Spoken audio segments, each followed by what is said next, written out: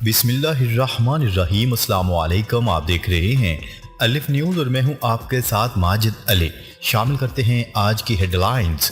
America ने Saudi अरब और मुत्तहिदा अरब अमारात को मिसाइल डिफेंस सिस्टम देने की मंजूरी दे दी। यूक्रेन से अनाज से भरा पहला कार्गो जहाज इस्तांबुल पहुंच गया। जनूबी कोरिया, जापान और अमेरिका की मुश्तरका जंगी फौजी मशकें, 8 जंगी जहाज और 2 तैयारे हिस्सा लेंगे। नैन्सी पेलोसी का दौरा ताइवान, चीन में अमेरिकी सफीर की तलबी। अमेरिकी सदर जो बाइडेन का कोरोना टेस्ट तीसरी बार मुस्बत आ गया। इंटरबैंक में डॉलर 11.38 सस्ता हो गया। उम्रा ज़ायरीन के लिए अच्छी खबर, खाना काबा के इर्द गिर्द से रुकावटें हटा दी गई। पाकिस्तान ने IMF की तमाम शराइत पूरी कर दी। कर्ज की किस्त की मंजूरी रवां माह मुतवक्किया। हैकर से खतरा, बरतानिया में नए वज़ीर आज़म का इंतखाब ताखीर का शिकार। पाकिस्तान और दुनिया भर की खबरों से बाखबर रहने के लिए अलिफ न्यूज़ को सब्सक्राइब कर लें और बेल आइकन को क्लिक करना ना भूलिएगा। नाजरीन, अपनी आरा का इजहार कमेंट सेक्शन में लाजमी कीजिएगा। हेडलाइंस आपने जानी, अब बढ़ते हैं खबरों की तफसीलात की तरफ। अमेरिका ने सऊदी अरब और मुत्तहिदा अरब अमारात को मिसाइल डिफेंस सिस्टम फरोख्त करने की मंजूरी दे दी। गैर मुल्की खबरसार इदारे की रिपोर्ट के मुताबिक अमेरिकी मिसाइल डिफेंस सिस्टम की मालियत $5 अरब से जायद है। सऊदी अरब 305 अरब और मुत्तहिदा अरब अमारात $225 अरब का मिसाइल डिफेंस सिस्टम खरीदेगा। मीडिया रिपोर्ट्स के मुताबिक सऊदी अरब अमेरिका से 300 पैट्रियट MIM मिसाइल सिस्टम खरीदेगा और मुत्तहिदा अरब अमारात जमीन से फिजा में मार करने वाला थर्ड मिसाइल खरीदेगा। गैर मुल्की मीडिया का कहना है कि missile system long range ballistic cruise missile और जंगी तैयारा मार गिराने की सलाहियत रखता है।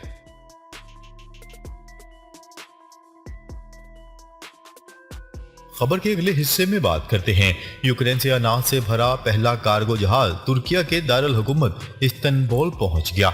गैर मुल्की खबरसार इदारे की रिपोर्ट के मुताबिक यूक्रेनी अनाज की आमद 22 जुलाई के मुआहदे के बाद मुमकिन हुई। मीडिया रिपोर्ट्स के मुताबिक मुआहदे के तहत यूक्रेन 23 मिलियन टन अनाज आलमी मार्केट को फ्राहम करेगा। वाज़ेह रहे कि यूक्रेन से अनाज से लदा कार्गो जहाज 1 अगस्त को ओडिशा की बंदरगाह से रवाना हुआ था। इस्तांबुल में कायम ज्वाइंट कोऑर्डिनेशन सेंटर के मुताबिक यूक्रेन से रवाना होने वाले पहले कार्गो जहाज पर 26,000 टन से ज्यादा मक्की लदी हुई है।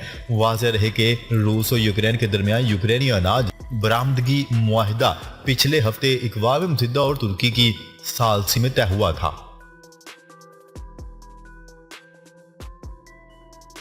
खबर के अगले हिस्से में बात करते हैं। जनूबी कोरिया, मुत्तहिदा अमेरिका और जापान पैसिफिक ड्रैगन नामी जंगी मशकें रियासत हवाई के खुले समंदर में होंगी।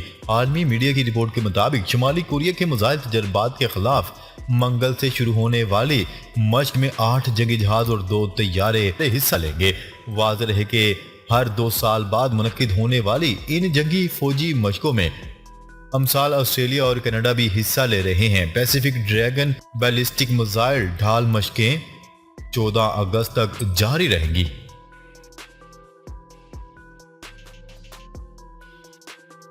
खबर के अगले हिस्से में बात करते हैं।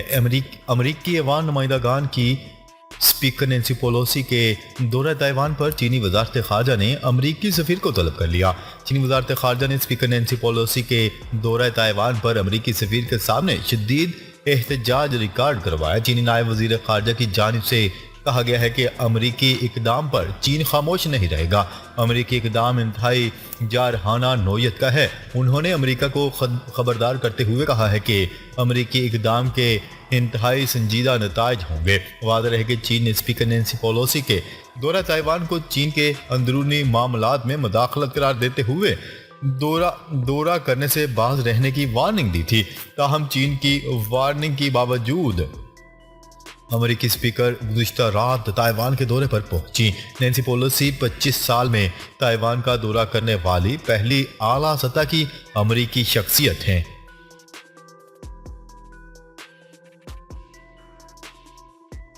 खबर के अगले हिस्से में बात करते हैं। अमेरिकी सदर जो बाइडेन का कोरोना टेस्ट तीसरी बार भी मस्बत आ गया। अमेरिकी सदर का मंगल के रोज कोरोना टेस्ट किया गया जो मस्बत आया। व्हाइट हाउस के मुताबिक अमेरिकी सदर की तबीयत बेहतर है और उनमें कोरोना की मामूली अलामात हैं। अमेरिकी सदर जो बाइडेन का कोरोना टेस्ट 21 और 27 जुलाई को भी मस्बत आया था। दोबारा टेस्ट मस्बत आने के बाद अमेरिकी सदर जो बाइडेन को मिशिगन और डेलावेयर का अपना सफर मंसूख करना पड़ा। याद रहे गुज़िश्ता रात उन्होंने अलकायदा के एमन अल जवाहिरी की हलाकत की तस्दीक की थी। इस पर प्रेस कॉन्फ्रेंस में अमेरिकी सदर जो बाइडेन का माइक सहाफियों से बहुत फासले पर रखा गया था।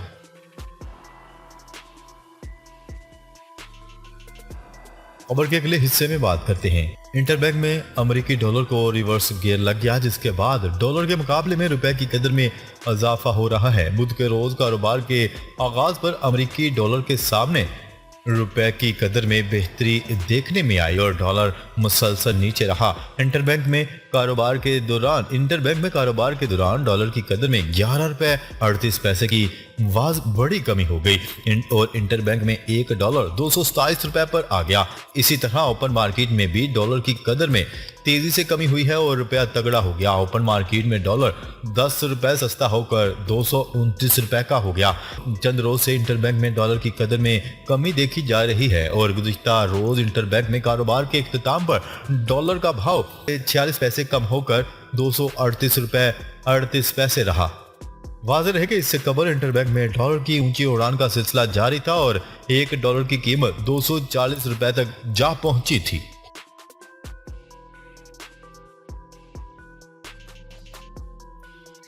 खबर के अगले हिस्से में बात करते हैं। काबा शरीफ के इर्द गिर्द से रुकावटें हटा दी गई। रुकावटें 2.5 साल कबल कोरोना वबा के बायस लगाई गई थी।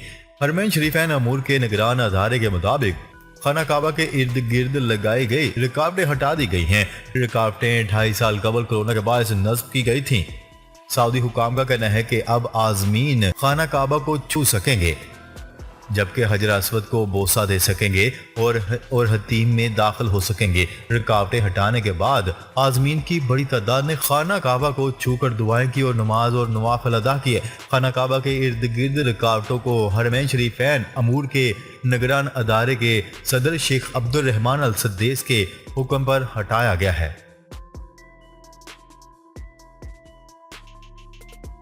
खबर के अगले हिस्से में बात करते हैं।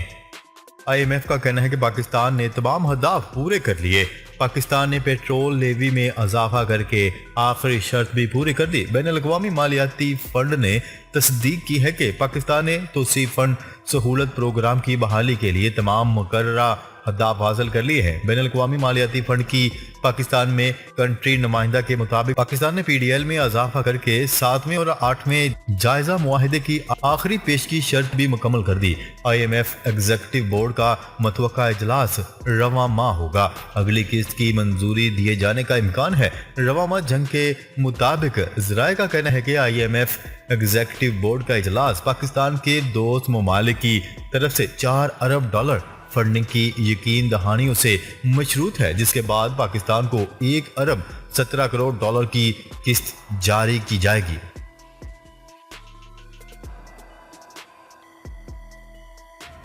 खबर के अगले और आखिरी हिस्से में बात करते हैं। हैकर से खतरा, बरतानिया में नए वजीर आजम का इंतखाब ताखीर का शिकार हो गया।